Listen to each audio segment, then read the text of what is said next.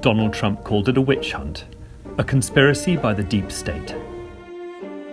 The Robert Mueller investigation was tasked with looking into Russian interference in the 2016 presidential election campaign.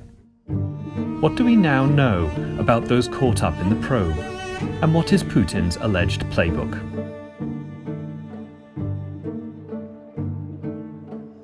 Russian intelligence launches a coordinated campaign to influence US politics and undermine its institutions by spreading misinformation.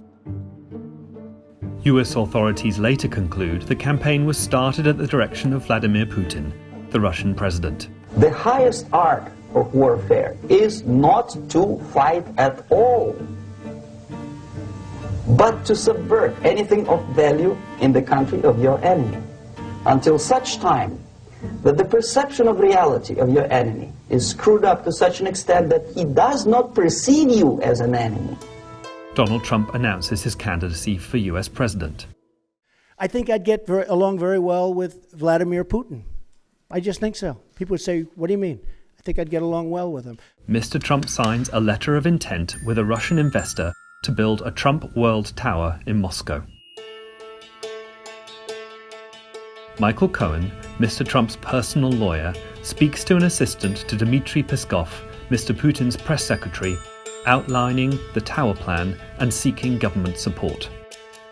It's not a crime to do business in Russia. It's not a crime to look into potential business opportunities in Russia. It's the changing story that has a lot of people just saying, why can't we get a straight explanation as to what, if any, business opportunities I was exploring?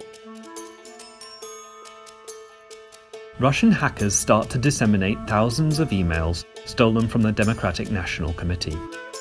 The emails were published through fake online personas, such as the hacker Guccifer 2.0. The fake Twitter accounts were later linked to members of the GRU, Russia's military intelligence directorate. A trio of top Trump campaign officials, Don Jr., Jared Kushner, and Paul Manafort, met at Trump Tower in New York with a Russian lobbyist promising very high-level and sensitive information on Mrs. Clinton. Mr. Trump is confirmed as the Republican presidential nominee at the party's national convention in Cleveland. WikiLeaks publishes thousands of stolen DNC emails. Its anti-Clinton leaks continued throughout the remainder of the campaign. The Department of Homeland Security and the Office of the Director of National Intelligence issue a joint statement saying they are confident Russia was behind the campaign hacking. Mr. Trump wins a narrow election victory over Mrs. Clinton to become the 45th US president. Michael Flynn, Mr. Trump's former national security advisor, speaks with the then Russian ambassador Sergei Kislyak in an attempt by Trump aides to open a back channel with Moscow before the president-elect's inauguration. Mr. Flynn will later be charged with lying to investigators about his contacts with Russian officials. James Comey is fired from his post as FBI chief by Donald Trump, prompting complaints that the president was seeking to obstruct justice. The president has absolute authority to fire certain individuals, and the FBI director is one of them. What the president can't do, however, though, is to terminate anyone with a corrupt intent. And what that means, that's a legal term of art. What that means is there's some reason corruptly that the president is reaching in and taking some personnel action, in this case a termination, because he feels that that will either protect him from something, or it will intimidate someone, or it will silence someone.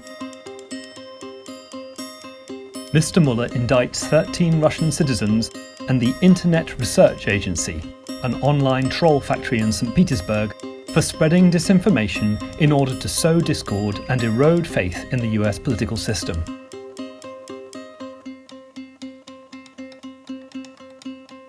Mr. Manafort is convicted of tax and bank fraud. He subsequently agrees to cooperate with the special counsel.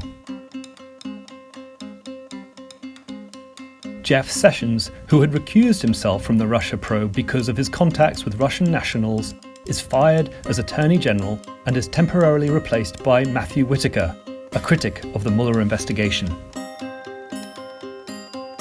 Mr. Cohen pleads guilty to additional charges, saying he lied to Congress when he testified that the Moscow project had ended in January 2016 in order to minimize links between Mr. Trump's campaign and Russia.